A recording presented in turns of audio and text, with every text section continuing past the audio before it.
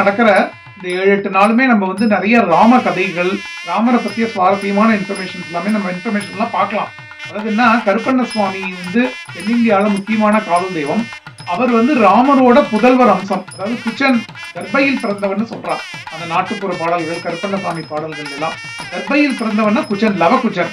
அதாவது வந்து வால்மீகி ஆசிரமத்துல வந்து தோன்றியதுனால தர்பையில் பிறந்தவன் அப்படின்னு சொல்லி சொல்றார். அதனால ராமருக்கு வந்து அதாவது தென்னிந்தியாவில பார்த்தீங்கன்னாக்க மருதானந்தூர் சத்குரு சுவாமிகளோட பஜன சம்பிரதாயத்துக்கு ஹிருதயமே ராமர் தான்.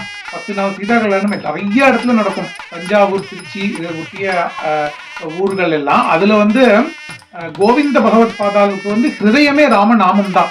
பிரேம முதித மனசி ககோ ஏக ராமநாம் ஸ்ரீராம ராம ராம் ராம ராம ராம் ஸ்ரீராம ராம ராம். அதாவது வந்து மகாதேவ சதா ஜபத்திர நித்ய ராமனாம் காசி மரத்த முக்த கரத்த ககத ராமனாம்.